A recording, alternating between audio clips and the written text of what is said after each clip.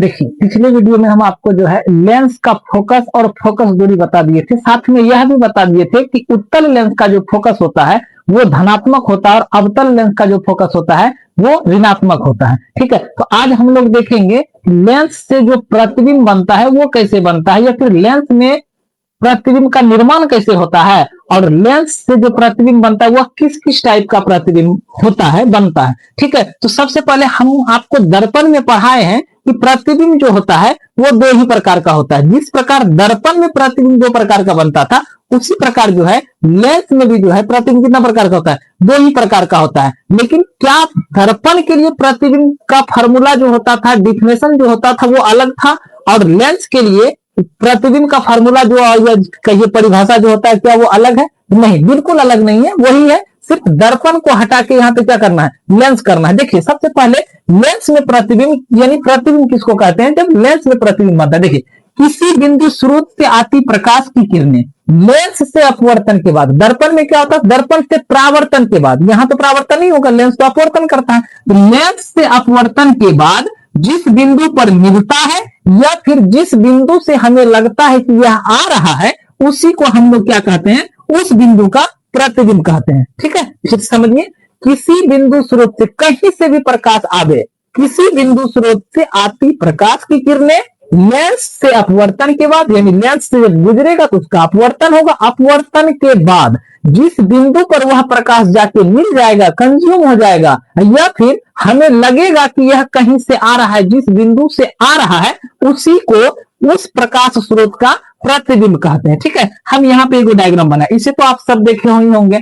ठीक है, यहाँ पे जो है यह एक उत्तल लेंस है। कैसा लेंस है? उत्तल लेंस। आपको पता है उत्तल लेंस क्या होता है? उत्तल लेंस जो है किनारे की अपेक्षा बीच में मोटा होता है, और यह करता क्या है, प्रकाश को एक जगह पे केंद्रित कर देता है, अभिसरित कर देता है, जमा कर देता है। ठीक है, तो यहाँ पे मान के चलिए कि यह जो प्रकाश ऊपर से आ रहा है वह सूर्य का प्रकाश है। किसका प्रकाश है? सूर्य का। और सूर्य से आने वाला प्रकाश कैसा होता है? समांतर। और उत्तल लेंस का काम क्या है कि जब इस पर प्रकाश पड़ेगा तो वह प्रकाश को मोड़ के एक बिंदु पर क्या कर देगा, केंद्रित कर देगा। अब सोचिए कि यहाँ पे जो ये प्रकाश को केंद्रित किया है, जितना प्रकाश ऊपर से आ रहा था सब समांतर था, और सब वहां से आके यहाँ तक क्या हो गया, एक जगह पे केंद्रित हो गया। जहां पे यह केंद्रित हुआ है, यही कहां से प्रकाश आ रहा था, सूर्य का प्रकाश था। तो यहाँ पे जो छोटा सा दिख रहा है यह क्या है, सूर्य का प्रतिबिंब हो गया। आया बात समझ में? जब किसी स्रोत से प्रकाश आएगा तो लेंस से अपवर्तन के बाद एक बिंदु पर जहां पर वह मिलेगा, ठीक है, जहां पर वह मिलेगा उसको हम क्या कहेंगे, उस स्रोत का, जहां से प्रकाश आ रहा था उसका प्रतिबिंब कहेंगे। अब दूसरा कंडीशन देखिए, ये तो उत्तल लेंस के लिए था। अवतल में अब बताइए कि इसमें भी प्रकाश हम इधर से समांतर भेजे, भेजे कि नहीं भेजे, इधर से समांतर भेजे, और जब प्रकाश यहां गया तो अवतल लेंस भी क्या करता है, प्रकाश को अपवर्तित करता है। क्या करेगा? अपवर्तित करेगा, और अपवर्तित करके कहां भेज देता है, ऊपर फैला देता है। इसीलिए हम इसको क्या करते हैं, डाइवर्जिंग लेंस कहते हैं, यानी कि इसको क्या कहते हैं, ये प्रकाश को फैलाने का काम करता है। तो अब सोचिए कि इसको फैला के ऊपर भेज दिया, इधर चला गया, इसको भी फैला के ऊपर भेज दिया, और सेंटर से आने वाला यहाँ जो है इसका तो आपको पता है कि परावर्तन नहीं होता है, जिस दिशा में आता है उसी दिशा में निकल जाता है। अब सोचिए कि इस प्रकाश, यह जो प्रकाश ऊपर गया है, क्या यह कहीं पर मिलने का कोई चांस है? नहीं है। तो हम यहाँ डेफिनेशन में क्या लिखे, या तो मिल जाए, जैसे उत्तल में मिल गया, या फिर हमको लगेगा कि यह कहां से आ रहा है। अब सोचिए इस प्रकाश को अगर कोई यहां से देखेगा उसको क्या बुझाएगा, उसको क्या लगेगा कि यहाँ जो प्रकाश है इधर से गया है, यह प्रकाश जो है यह कहां से आ रहा है। अगर यहां से कोई इसको देखने का, मान के चलिए ऐसे देख रहा है, इसको प्रयास करेगा कि इसको देखने का, तो इसको क्या बुझाएगा, कहां से आ रहा है, इसको लगेगा क्या, इसको ऐसा तो कभी नहीं बुझाएगा कि यह जो है इधर से आ रहा होगा, सीधा होगा उधर, नहीं, इसको लगेगा कि यहां दूर से कहीं से आ रहा है, यहां से आ रहा है, यहां से आ रहा है। तो जहां पे यह मिलेगा या फिर जहां से हमको लगेगा कि क्या हो रहा है, आ रहा है, उसी को हम क्या कहते हैं, प्रतिबिंब कहते हैं। अब आप ये सोचिए कि प्रतिबिंब तो यहां भी बना था, प्रतिबिंब तो यहां भी बना था, यहां पे जो प्रतिबिंब बना था, जो प्रकाश आया था वही मिल गया था तो प्रतिबिंब बन गया। यहाँ पे जो आया प्रकाश वह तो चले गया, वो तो कभी कहीं मिला ही नहीं। तो यहाँ पे जो प्रतिबिंब बन रहा है यह कौन सा प्रतिबिंब है, और यहाँ पे जो प्रतिबिंब बन रहा है यह कौन सा प्रतिबिंब है। हम आपको बताएं कि प्रतिबिंब जो होता है कितना प्रकार का होता है, दो प्रकार का, तो यही दो प्रकार है प्रतिबिंब का। ठीक है, तो आप यहां अगर लिखिएगा, यहां लिख सकते हैं आभासी, आभासी प्रतिबिंब, और यहां कौन प्रतिबिंब है, वास्तविक, वास्तविक प्रतिबिंब। कौन सा प्रतिबिंब? वास्तविक प्रतिबिंब। अब थोड़ा सा बात को समझिए कि प्रतिबिंब यहां भी है और प्रतिबिंब यहां भी है, दो टाइप का प्रतिबिंब हो गया। यह कौन सा प्रतिबिंब है और यह कौन सा प्रतिबिंब है? तो प्रतिबिंब जो होता है वो दो प्रकार का होता है। कितना प्रकार का होता है? दो प्रकार का। कौन सा कौन सा? तो पहला हो गया आपका वास्तविक प्रतिबिंब जो वास्तव में मिल रहा है, और दूसरा हो गया आपका काल्पनिक प्रतिबिंब या फिर आभासी प्रतिबिंब, जो कि काल्पनिक रूप से हम इसको पीछे में मिला दिए जबरदस्ती। काहे कि तो मिलने वाला था नहीं, लेकिन इसको देखने वाला क्या लगेगा कि जहां से आ रहा है तो उसको लिए तो एक पॉइंट होना चाहिए कि अगर इसको देखेगा तो उसको पता चलना चाहिए यह कहां से आ रहा है।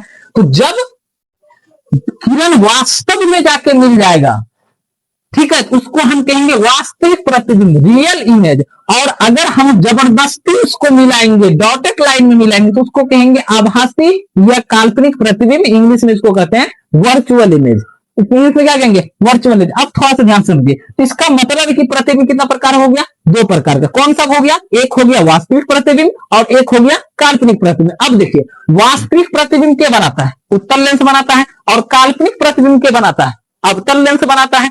उत्तल लेंस काल्पनिक प्रतिबिंब और वास्तविक प्रतिबिंब दोनों बनाता है। उसका कंडीशन है वो हम आपको बाद में समझ।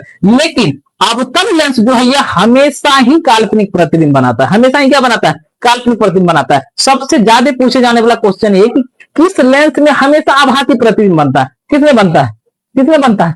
अवतल लेंस में। किसमें बनता है? अवतल लेंस। अब छोड़िए, उसको देख लेंगे हम, ठीक है। अब प्रतिबिंब का जो प्रकार है, प्रतिबिंब दो प्रकार का होता है, हम आपको बताएं, वास्तविक प्रतिबिंब रियल इमेज और काल्पनिक प्रतिबिंब या फिर आभासी प्रतिबिंब वर्चुअल इमेज। वास्तविक प्रतिबिंब का अगर डिफिनेशन का बात है, डिफिनेशन का हालांकि आवश्यकता नहीं, हम आपको इतना बढ़िया से समझा दिए कि आपको समझ में आ गया होगा, लेकिन फिर भी हम डिफिनेशन बोल देते हैं, ठीक है। तो अब बताइए वास्तविक प्रतिबिंब का डिफिनेशन का बात अगर कीजिए क्या होगा? जब प्रकाश की किरण किसी बिंदु स्रोत से आता है तो लेंस से अपवर्तन के बाद वास्तव में जहां पे मिल जाएगा, डायग्राम को देखिएगा तुरंत समझ में आ जाएगा। किसी बिंदु स्रोत से आती प्रकाश की किरणें लेंस से अपवर्तन के बाद वास्तव में यहां पे वास्तव में मिल रहा है, जो आया वही मिल गया। वास्तव में जिस बिंदु पर मिलता है उसे हम कहते हैं वास्तविक प्रतिबिंब। ये कौन सा प्रतिबिंब है? वास्तविक प्रतिबिंब। और किसी बिंदु स्रोत से आती प्रकाश की किरणें लेंस से अपवर्तन के बाद ही तो चले गया, लेकिन काल्पनिक रूप से हम इसको जहां पे मिला देंगे उसको हम क्या कहेंगे? काल्पनिक प्रतिबिंब कहेंगे। उसको हम क्या कहेंगे? काल्पनिक प्रतिबिंब कहेंगे, ठीक है। तो वास्तव में अगर जहां मिलेगा तो वास्तविक प्रतिबिंब और काल्पनिक रूप से जहां मिलेगा उसको काल्पनिक प्रतिबिंब। अच्छा, अब एक बात बताइए, वास्तविक प्रतिबिंब जो यहां पे बन रहा है यह कैसा होगा? उल्टा होगा कि सीधा होगा? ठीक है, ध्यान समझिए। जैसे दर्पण में था, सेम कॉन्सेप्ट यहां भी है, सिर्फ लेंस है कि वास्तविक प्रतिबिंब जो है वो हमेशा उल्टा होता है। कैसा होता है? हमेशा ही उल्टा होता है। जबकि काल्पनिक प्रतिबिंब जो है हमेशा सीधा होता है। कैसा होता है? हमेशा सीधा होता है। काल्पनिक प्रतिबिंब हमेशा सीधा होता है और वास्तविक प्रतिबिंब हमेशा क्या ऐसा होता है? उल्टा होता है। अब देखिए, अगर यह जो काल्पनिक रूप से यहाँ पे है, इसके सामने अगर हम पर्दा डाल दें, नीचे में कुछ रख देंगे, उसका प्रतिबिंब उस पर आएगा कि नहीं आएगा? बिल्कुल आएगा। इसका मतलब है कि वास्तविक प्रतिबिंब को हम पर्दे पर प्राप्त कर सकते हैं। किस पर प्राप्त कर सकते हैं? पर्दे पर। और काल्पनिक प्रतिबिंब ये तो हम ही जबरदस्ती मिलाए, हम पता नहीं था कि यहां से आ रहा है, तो डॉटेड में मिलाए। जब हमको यह पता नहीं है कि हमको लग रहा है कि यहां से आ रहा है, जब इसको हम जबरदस्ती डॉटेड लाइन में मिलाए हैं, क्या इसको हम पर्दा पे उतार सकते हैं? नहीं। जिसका कोई ठिकाने नहीं है उसको आप कैसे पर्दा पे उतारिएगा? तो किस प्रतिबिंब को पर्दे पर प्राप्त किया जा सकता है? वास्तविक को। किस प्रतिबिंब को पर्दे पर नहीं प्राप्त किया जा सकता है? काल्पनिक प्रतिबिंब को। ठीक है। कौन सा? वास्तविक प्रतिबिंब हमेशा क्या होता है? हमेशा ही उल्टा होता है। और काल्पनिक प्रतिबिंब क्या होता है? हमेशा ही सीधा होता है। हमेशा ही क्या होता है? सीधा होता है। तो लेंस में प्रतिबिंब किसको कहता है, यानी लेंस से प्रतिबिंब कैसे बनता है, या लेंस में प्रतिबिंब क्या होता है और उसका टाइप क्या होता है, वो हम आपको बता दिए। ठीक है। एक वो बच्चा का देखिए हम कमेंट आया था, वो कह रहा था गुंची कि सर एक टॉपिक करके बताते हैं, एगो मतलब कि वीडियो में जो है 5, 7, 10 मिनट का या 12 मिनट का वीडियो रहता है, तो उसमें एक एगो बात बताते हैं। अब हम एगो बात आपको पूछते हैं, अभी के समय में बच्चा सबके पास पेशेंस नहीं है, थोड़ा सा भी नहीं है। जो बच्चा 10 सेकंड का रील को 1 सेकंड में डिसाइड कर देता है कि अच्छा है कि नहीं है, बताइए वो 1 घंटा का वीडियो देखेगा?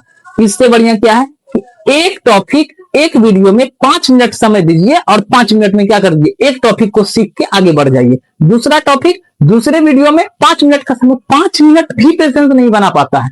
अब बताइए, लॉन्ग वीडियो में तो समझिए फिर क्या कितना परेशानी होगा। सोचिए, सोच के देखिए नहीं, या तो रील, रील कितना था, 10, 12, 15 सेकंड का, बाजार के पास उतना पैसा नहीं है, तुरंत ऐसे स्क्रॉल करके हटा देगा तुरंत।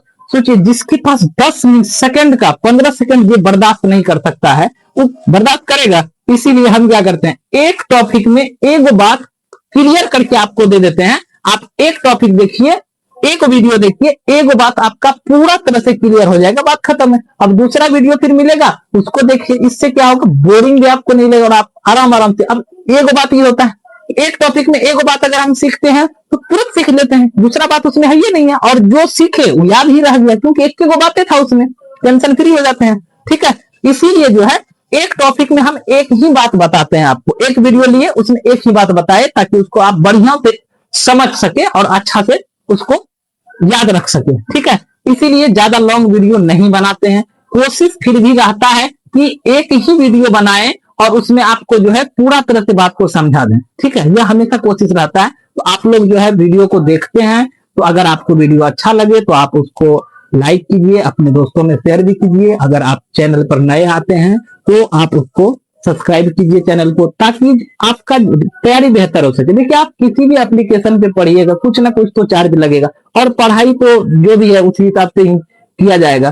तो यहाँ पे आपको किसी तरह का कोई चार्ज नहीं किया जाता है। आप लोग आराम से चुपचाप सिर्फ पढ़िए, टॉपिक वाइज पढ़िए, कोई भी टॉपिक छूटेगा नहीं। अगर आपको लगता है कि कोई चीज आपको समझ में नहीं आता है तो आप कमेंट कीजिए, हम उसको और बेहतर ढंग से बताने का प्रयास करेंगे। ठीक है, तो आज का जो टॉपिक था, हम उम्मीद करते हैं कि आपको समझ में आ गया होगा। ठीक है, मिलेंगे फिर से दूसरे टॉपिक के साथ नए वीडियो में।